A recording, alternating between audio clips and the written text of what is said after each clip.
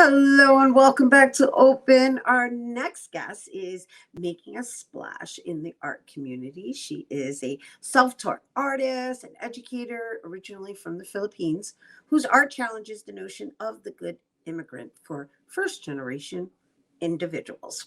Using stained glass as her medium by incorporating storytelling and exploring boundaries, she seeks self reflection and challenges conventional notions of self identity. And joining us to share more, please welcome Sacha Carlos-Raps. Hello and welcome. Hi, good morning, everyone. Thanks for a gorgeous introduction, Rhina.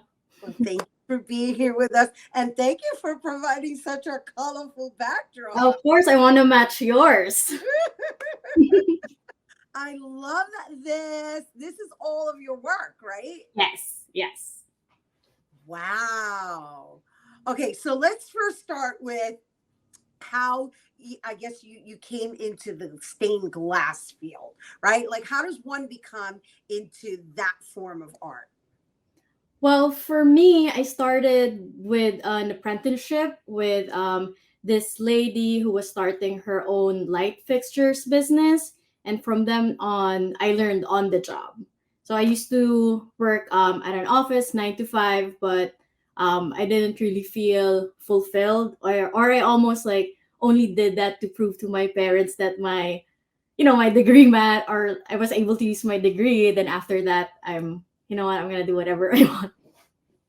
Okay, and so let's talk a little bit about that and your accomplishments and how you've been able to now come into this place of educating people through your own accomplishments.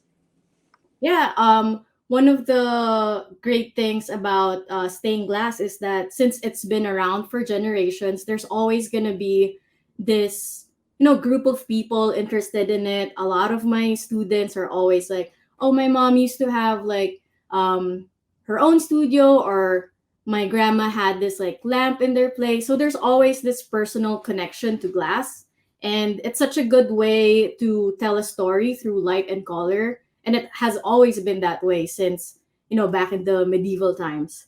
So with the education, I always want to make sure that I'm not gatekeeping any information. I'm always telling my students where the cheapest or like the fastest classes that they can take, because like when I was like trying to find my own way as an artist in New York, there wasn't as much information.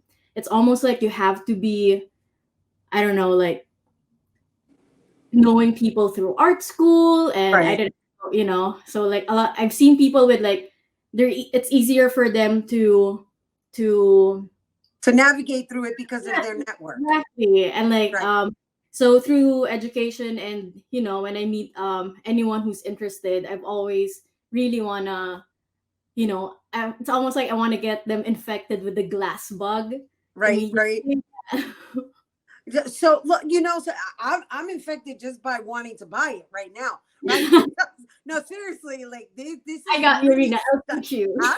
You what? I'm gonna teach you if you want. It's You like gonna it's teach me you're everyone? gonna have to be It's fun. so gorgeous and it's so captivating. And I did see in some images that you even I know you make doors. I know you basically can put this in on windows and so now the sun switches the coloring. I mean, Mhm. I'm just in all over this. We didn't even get to talk about the fact that you make night lights as well. Oh, yeah, because I am afraid of the dark and I need it. Right, but there's also I guess certain items that represent something for you. I don't know what they represent for you, but like I saw something that was a hot dog, another one that was a cake, and I kept questioning, like, okay, does she like this kind of food? Like, is this symbolic of a certain period in her life? Like, I start looking into the depths of it because it looks like in even in your glass designs there's a story in there. Mm-hmm, mm-hmm. Well, you're correct in that. Like, I know I do have like in my smaller scale items, they are like a little absurd in terms of subject theme. But I think one of the things that really makes my art speak to a lot of people, especially for people who immigrated or like are away from their home, is like this feeling of wanting to capture like this small intimate memory or something that can make I don't know, it's like symbolize like a certain time of their life.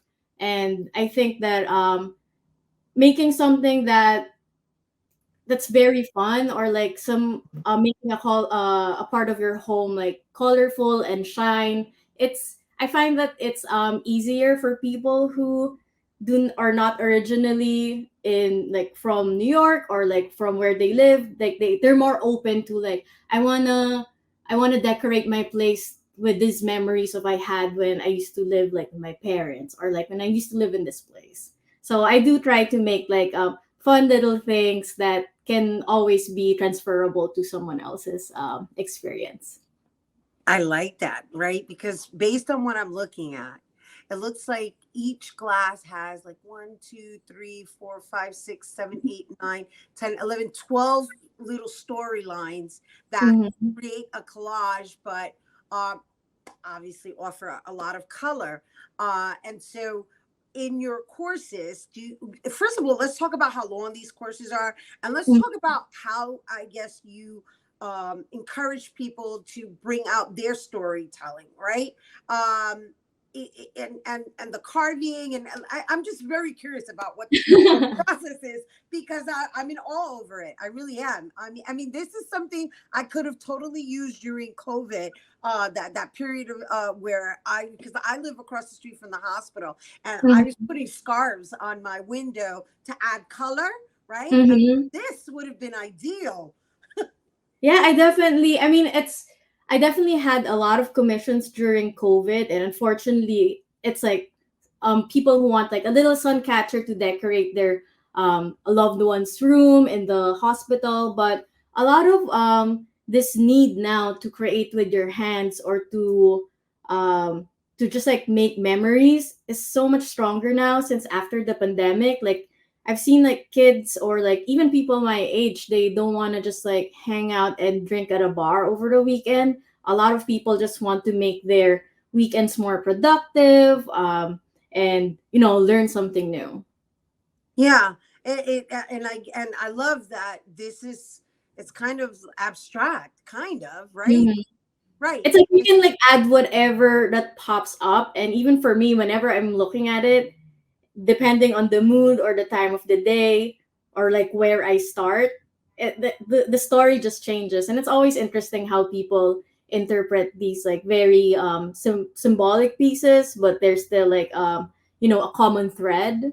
And it's almost like it always changes depending on like where you are mentally or what you're going through. And that's something that I want with the glass, since it's just like as a material, it's hard, and it's fragile also at the same time. But if you're able to make some like illustrations or a color palette that symbolize something, it just makes it alive as an art. I'm just sitting here admiring it all behind you, while you're speaking, and I wonder how long does it take to make one of them? So the rule is like each piece of glass is 1 hour from start to finish. So a lot of my shorter classes that I have in different studios here in Brooklyn is you can make maybe a sun catcher as big as your hand, and that will take 5 hours. So like a door or something like this would like take longer, obviously. But it's always nice to see, you give the same instructions to a group of people, and then you just like see their personalities and their stories come alive with their designs. And so when you say to design a sign, you're talking about the actual cutting of the glass. Like you Mm-hmm. go from A to Z in this whole course. How Yeah. long is the course? How long is the course? Um, it can be as short as like five hours, a 1 day class, or Right. I also do have like a whole course where it's like during a whole season or something like that. But Okay. yeah, the most popular one is the one that only takes 5 hours, and after that you can like do your chores after or do other things, because it's only now where you can actually do glass in such a short time. Before, it's always like weeks or intensive courses. And is that because you found a shortcut that you can teach people? Yeah, my friend Kelsey, who's also like a really good stained glass maker, was able to test it, making it shorter and shorter. But yeah, like I think the sweet spot is 5 hours. Like a little less than that, it's almost impossible. Yeah, I like the number five. Five is a good number. Mhm. So Yep. before we go, can you share how this connects you to your Philippine roots? Yeah, of course. I feel like since I am Filipino and I was born and raised there, whatever I do will always have that mark in it. But I always try to add like little Easter eggs of like where I'm from or like what I've experienced and stuff like that. It could be, a certain color or a little symbol or even how I title things or just from the feeling. But mostly it's the act itself is like I said, like feels very rebellious because glass itself as an art form isn't that popular in the Philippines besides like having it in churches and stuff. So being able to use it as a way to tell my narrative or where I'm or my experiences being in New York is always like very special and something that I always want to put in my art. That's lovely. Thank you for sharing that. It was Um, deep taken in. Yes, because you're making sure that your voice is being heard and that you're also being a voice for first generation immigrants, right? And mhm. so the last thing I want to ask you is with all of the art pieces, let's just go over the different art pieces that you offer and where people can get them. All right. So all of my stuff is going to be in my website, sacharaps.com. But I do have a holiday market coming up on December 9 and 10 in Brooklyn at the Fad Market in Invisible Dog. And I usually do a couple of markets during the holidays, but that's where I also add a lot of my illustrative work, my printmaking work. I make one of my popular things are like the tapered candles that I print on. Um, I also am debuting like a bunch of dishwares and stuff with kind of like the same pops of color. And yeah, I also, if anyone wants to learn about how to learn to make stained glass, they can always email me or follow me on Instagram at Sacha One Rap. Yeah. nice. Thank you so much for bringing it here to our Rhina. audience, everyone. Sacha Carlos Raps. She's self-taught artist, educator. If you're interested in more information, you can visit sacharaps.com and on Instagram, on IG Instagram, you can follow her at Sacha Raps. All right, Yeah. stay tuned. Our open artist spotlight is coming up next.